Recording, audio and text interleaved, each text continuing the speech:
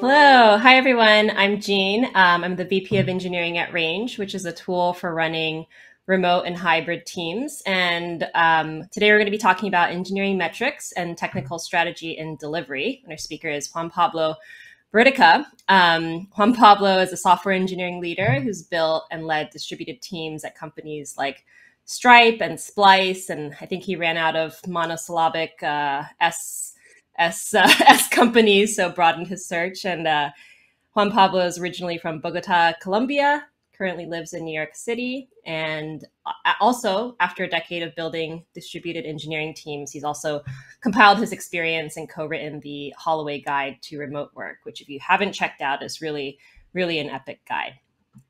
So during the fireside chat, please feel free to add your questions anytime in the live chat. And yeah, let's get started. So Juan Pablo, maybe to start off, we can kind of zoom out a little bit from metrics and just start with like, what do you think drives high performing teams? Awesome. First of all, hi Jean, how are you? Good.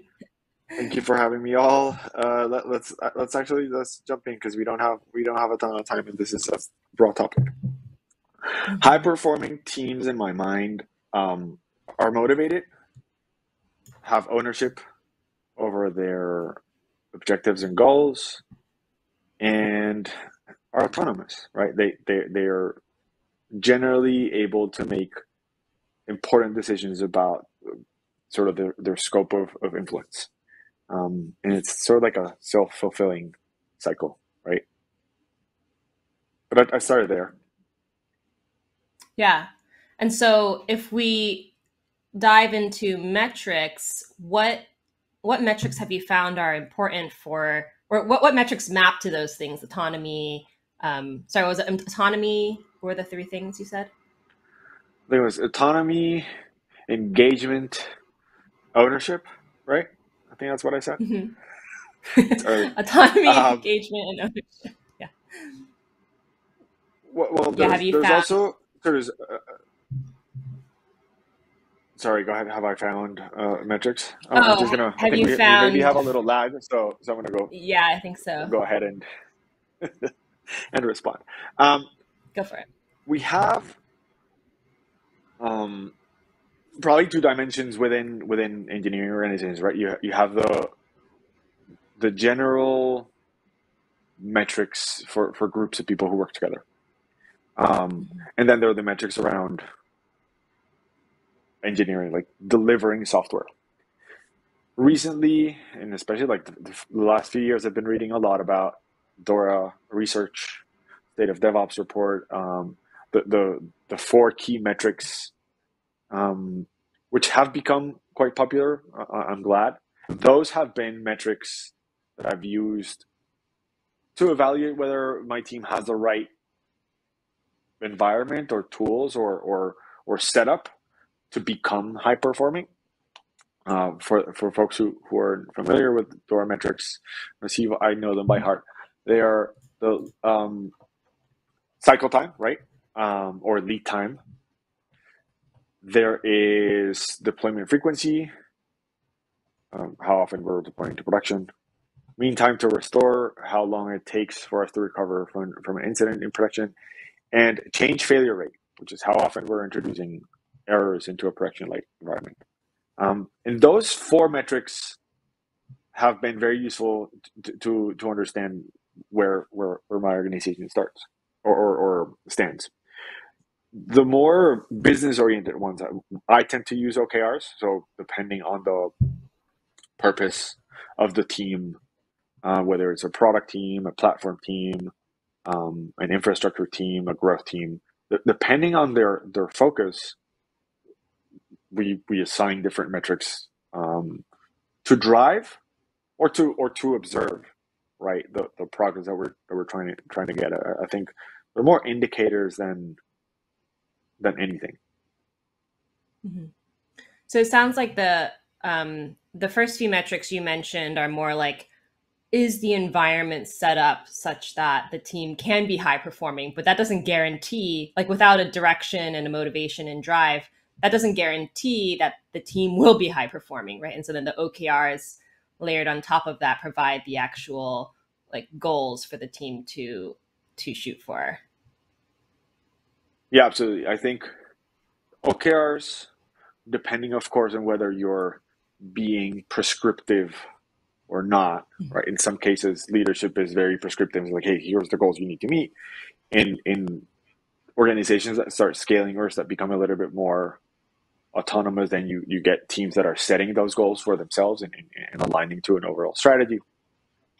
But in general, product engineering or product development is a very uncertain effort, right? It's a very uncertain sort of pursuit. You can spend 6 months or 2 weeks working on a feature, and there is no guarantee that it will be successful, right? Like the effort that you put in doesn't match the results that you get. On the opposite end, the software delivery cycle is something that should be predictable, and that you have a lot more control, or at least we as engineering leaders have a lot more control, and we can say like, look, we should strive towards deploying multiple times a day. We should strive for having lead time, or the time that it takes us to take a pull request into production or finish code into production, to be less than a day or less than an hour. And if not, on the delivery cycle, then we identify, hey, there are obstacles that we should be clearing for our organization so that we can ship code faster. But from the product and from the business aspect, what we want is to ship faster so that we can learn faster. Because as we said, it is very uncertain. Product development is very uncertain. And so if we took 6 months to ship a feature, and it took us 6 months to learn, and we learned that we shipped the wrong thing, then it's 6 months that we've wasted. Versus if we can slowly iterate our way towards learning, then we're eliminating risk, right? And we're hopefully making better decisions. Yeah. One thing that I've seen happen, especially with, on engineering teams and product engineering teams, is that when the team is not performing, or I mean, kind of the first part of it, right? Like things are just not happening at a steady pace. The temptation of PMs or engineering managers could be to like be even more granular about what they pay attention to, of like, okay, everyone needs to now like, all the Asana tasks need to be like few hour long chunks, make sure, let's measure our velocity. And it feels like the right thing to do because you're getting more, I guess you're getting more intimate with the metrics.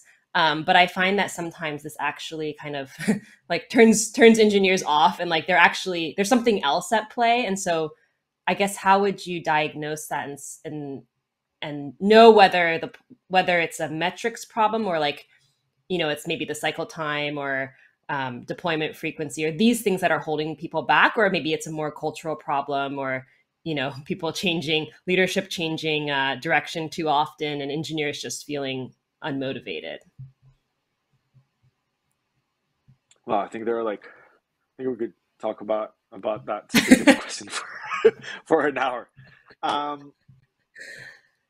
Let's break this apart. So velocity is something that in the industry we tend to rely on because it seems comfortable. It seems intuitive. All right, let's break something down. Let's give it a number or t-shirts or whatever. So we can have a baseline to compare. And what I've learned, and also I didn't come up with this is all in the amazing book written by Dr. Nicole Forsgren and her team, which is like velocity is not a good metric for performance. It is a good number to evaluate capacity, right? We can estimate generally how much work a team can take or not, right? If we have 100 points and we completed 20, we are either not good at estimating, we're not breaking down things the right way. There are problems, right? They give us generally an idea of the amount of work that a specific team can take on.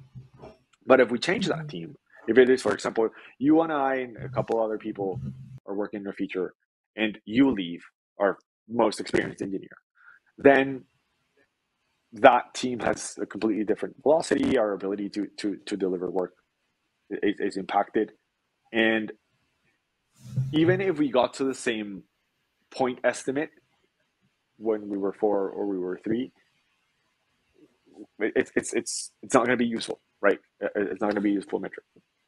And so on one end, when we face ourselves as either product managers or engineers or even under CEO and founders who are like, hey, the velocity, where is it? We should sort of take a step back and realize that this is not an actual indicator of performance, and it is harmful when we use it against our teams, because if we motivate them to drive more velocity, then we're actually encouraging gaming. Please do more points. Great. This feature is 100, right? Or take more, or this team is doing 100. Why are you doing 10? Well, their scale is different, or it's just awful. So that's one of the things to sort of tease apart. Second, when I was able to instrument or survey even the folks in this was at Splice when I started using this, folks at Splice around lead time, deployment frequency, it gave me a really good sort of baseline on how far we were from high performance, as in some places it's been observed, and I also had a really good idea about the capabilities that we needed to enable to start sort of accelerating in general. The other cool part was we were able to actually give those metrics to a specific team, task them with driving some of those down. So it was like, hey, production engineering working group, you're responsible for driving deployment frequency up. However you want to do it, just tell us what you need and do it. And what a couple of folks realized was, hey, the front end team is being held back by a staging environment that is always blocked. But if we take the concept of feature branches and we let them auto deploy this stuff, so they have infinite staging environments, then our deployment frequency into a production-like environment just increases significantly. On top of that, we add feature flags, so we can start actually doing that in production, and that was sort of like liberating for the team, because they also had permission to change their own environment and change the way they worked to go faster. So that was very cool. It took like 6 months to figure out a lot of those parts, but in the end, it was great to see. Finally, the way that we understand individual performance and sort of group performance is something to keep in mind. There are now infinite tools, or at least I know of at least 10 tools that try to measure some sort of these, either DORA metrics or other metrics for engineering groups. I call it a little bit of like the surveillance metrics or surveillance monitoring, because they tend to get a little creepy. And one of the challenges that we have there as engineering leaders is, if we don't know how to introduce these metrics, how to actually talk about them, and how not to use them to gauge individual performance, we're going to completely break trust, and we're going to like lose the opportunity of using them and using some data about engineering performance. All these metrics just tell us something about the emergent property of collaboration, right? Programming tends to be an individual skill. Like, I could write a program myself, probably really terrible, ugly JavaScript, but I could. But building software professionally is a social activity, right? Like, I would like your feedback on my code. Here's a pull request. I need to go talk to someone else about our roadmap. I need to convince this engineer that their API is probably not working for me, or to add this thing. There's a lot of social interaction, and measuring those things is really hard. So the indicators that we get from the DORA metrics give us a place to anchor on how to drive acceleration in our delivery. But we should definitely not use them as hey, Jean, your lead time is only 2 hours. Why are you not shipping code faster? It doesn't work. My favorite analogy is the heartbeat to the cell. Like a heart cell, you can't measure the heartbeat from a cell. The heartbeat is an emergent property. And if you want to look at the overall heart health, you look at the heartbeat and other metrics. And I'm not a doctor, so I'm going to stop there. That was a very long answer. I kind of threw what I wanted to hear, because I feel like it's something that I've seen in startups over and over again, where it's so tempting to, like, velocity is such a, like, it feels concrete. And so I think a lot of CEOs or, like PMs are like, how can we move faster? But sometimes faster means choosing the right things or aligning the OKRs such that you give people autonomy, and it may be like they're actually choosing what not to ship rather than what to ship, right? And so it may not feel faster. Like the feeling of speed does not necessarily equate like high performance, which I think is something that the more removed you get, the more tempting it is to kind of latch on to that feeling, because that's kind of, you want that kind of like adrenaline rush of, oh, this team is moving so fast. So yeah, I really appreciate your decoupling velocity from performance and the warning of like not to, like, how to use metrics, like be careful about what, like, be clear about what you're measuring, and then use that information not to assess the performance of teams, but to see how you can improve the overall heart health. We've got a question from the audience. So one is, can you give an example of a successful or well-built OKR and a not so good OKR that your Eng team has had? Sure, we'll use the example on delivery. So the production engineering team that we kicked off had the objective. The objective was to accelerate the product engineering team. So that was our objective.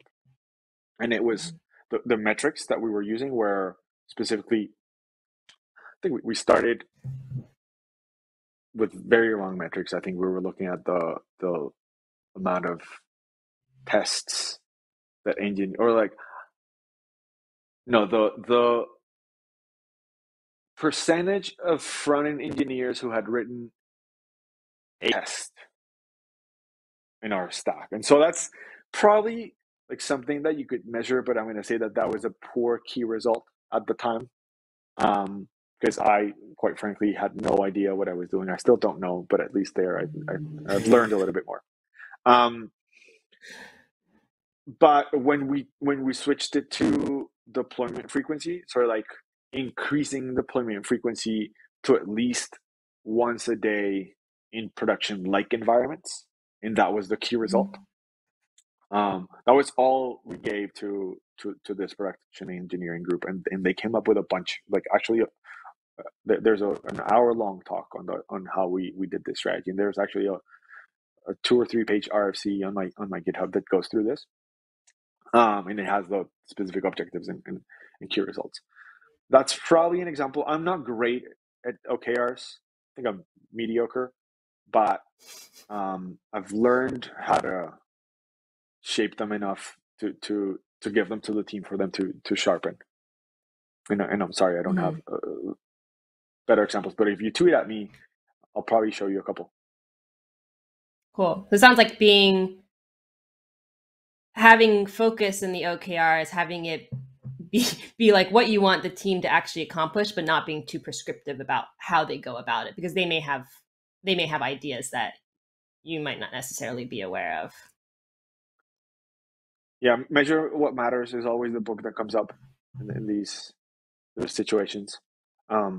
And when I'm setting OKRs, the clarity in the objective, like that's the outcome that we want. And then a series of indicators that help us ensure that we're actually moving towards that objective or not. That's why when we were trying to accelerate our engineering delivery, we also wanted to make sure that we weren't making things worse. So we had a quality metric and a sort of like speed metric. And we were saying, all right, at least if we're breaking things too fast, then let's ensure that we're fixing them as fast, or that we're testing better, or something around that. Mm-hmm. Cool, thanks. Thank you so much for talking with us today. For people watching, you can connect with Juan Pablo or I after the event. We're both on Twitter. I'm at JYSU, so JYHSU, and then Juan Pablo's at Buriticá. So thanks, everyone, and enjoy the rest of the conference.